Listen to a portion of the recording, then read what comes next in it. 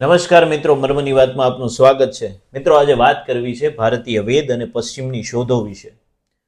ભારતના વેદ, પુરાણ અને શાસ્ત્રોમાં રહેલું જ્ઞાન પશ્ચિમ માટે હંમેશા આકર્ષણ અને સંશોધનનું કેન્દ્ર રહ્યું છે।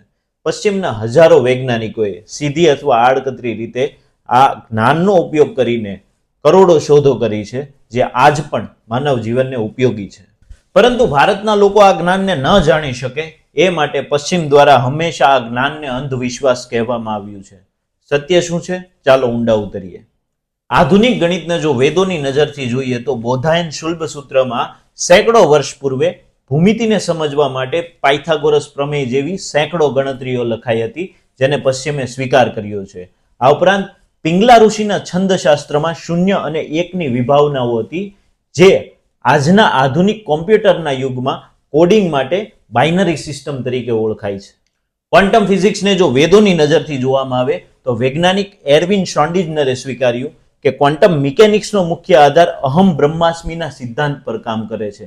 આ ઉપરાંત સ્વામી વિવેકાનંદને મળ્યા બાદ નિકોલા ટેસ્લાએ પોતાના સંશોધનોમાં અવકાશ અને પ્રાણની થિયરીને ઉમેર્યા બાદ પોતાના સંશોધનોને સફળ કર્યા હતા।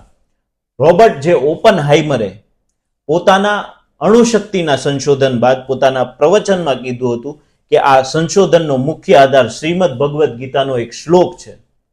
આધુનિક તબીબી વિજ્ઞાન એટલે કે મોડર્ન ડે મેડિકલ સાયન્સને જો વેદો સાથે સરખાવવામાં આવે તો આજની પ્લાસ્ટિક સર્જરી અને રાઇનોપ્લાસ્ટીનો મુખ્ય આધાર પણ અથર્વવેદનો ઉપવેદ સુશ્રુત સંહિતા છે।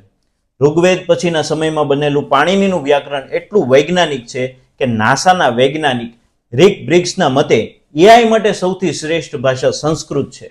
આ ઉપરાંત સાયકોલોજીની તમામ શોધોમાં માઇન્ડફુલનેસ અને મેડિટેશનનો મુખ્ય આધાર પણ પતંજલિના યોગ સૂત્રો છે। આજે પણ પશ્ચિમથી હજારો લોકો દર વર્ષે ઋષિકેશમાં યોગ શીખવા માટે સમય ગાળે છે।